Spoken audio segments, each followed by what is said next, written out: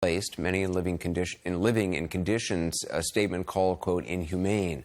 The Secretary General said that Gaza is becoming a, quote, graveyard for children. Israel's ambassador to the UN lashed out at the comments, called for the Secretary General's resignation. Emily Callahan is a nurse, activity manager for Doctors Without Borders, MSF. She was evacuated last Wednesday and arrived back in the U.S. just over the weekend. First of all, how does it feel to be out? A lot of people keep asking me that, and I really don't have a good answer. I obviously have a sense of relief that I'm home and I'm with my family and feel safe for the first time in 26 days, and I'm having a really hard time finding any joy in any of it, because me being safe is the result of having to leave people behind. People watching this have seen images from Gaza. They've seen the hospital images. They've seen the horror of children dead day after day after day after day. I mean, they've seen all the images. But to actually be there and to experience it, you're experiencing all these things which a camera can never capture. So could you just talk a little bit about when you close your eyes at night, what is it you think about now? I think the answer to that question, I'll start at KYTC, which was, we were relocated about 5 times over the course of 26 days due to security concerns. And one of the places we wound up was the Khan Yunis Training Center. We call it KYTC. That's when people had evacuated to the south. So you were in the south of Gaza at that point. Yes, when we went to below Wadi Gaza line. And by the time we left there were 35,000 internally displaced people living alongside us. There were children with just massive burns down their faces, down their necks, all over their limbs. And because the hospitals are so overwhelmed, they are being discharged immediately after, and they're being discharged to these camps with no access to running water. There's 50,000 people at that camp now in 4 toilets. They're given 2 hours of water every 12 hours. There's 4 toilets for 50,000 people. Yes. And that's where we were living too. And they have these fresh, open burns and wounds and partial amputations that are just walking around these conditions. And parents are bringing their children to us going, please, can you help? Please, can you help? And we have no supplies. When in situations where there are tens of thousands of people and it is a war and people can't feed their kids, things get strange very fast and things get tough very, very fast and people turn on each other. You saw that up close. At KYTC, the reason we had to leave was because we were starting to be harassed. Desperate people who are losing loved ones right and left are angry.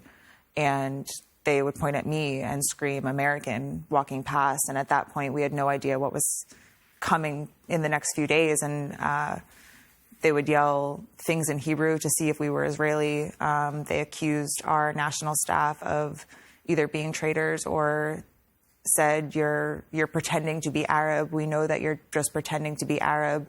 Stop lying to us. And our staff had to defend themselves. And we said to them over and over again, you don't have to stay. We understand if you want to leave us. And they said, you are family too, and we're not going anywhere. Your staff, the Palestinians who work for MSF, or Doctors Without Borders, were concerned about your safety. We would have died within a week without them.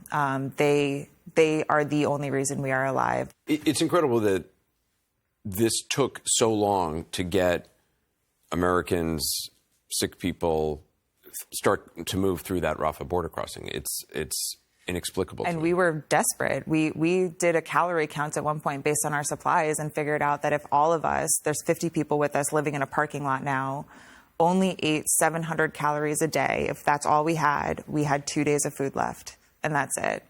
And our national staff took off. We had no cell service at that point, so we had no idea what had happened to them. There's bombs going off all around us because there's no safe place in Gaza. Even getting through that Rafah border crossing, what was that like? They didn't leave our side for a second. The national staff? The national because staff. Because they feared for your safety, even at the border crossing. They made sure they were standing between us and desperate people. They made sure that they were talking to every official that they could find, trying to push us through, trying to get us on the bus, trying to get us out. And we're standing there and we're watching these incredible men who have sacrificed everything for us, who have sacrificed time with their families, their own physical safety, their own water supply they were giving to us. And we're watching them fight to get us across the border, knowing that we were not bringing them with us. And they didn't waver. Ibrahim was right in the front with our passports, fighting so hard to get us on. And we get to Arish that night and find out his parents are dead. They were losing family members and friends.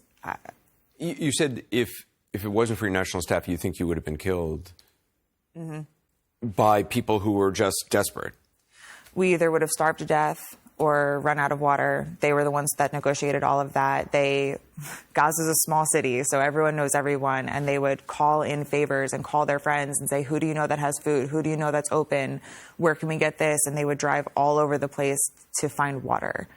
And when we ran out of bottled water in Gaza, they were the ones that were able to figure out that the water truck was coming here at these times, and oh, I know this guy has a grocery store and they still have power sometimes. I think I can probably get something from them. Like when I say we would have starved to death without them, I'm not exaggerating. And in the moments of absolute desperation of civilians, they were steadfast and calm and just talked to them and said, these people are also in the same boat that you are. They have no supplies. They also have no food and water. They are also sleeping outside on the concrete, and did it in such a beautiful way that they were able to talk them down with love and kindness. There was no violence in their heart, and it calmed everyone around them down as well.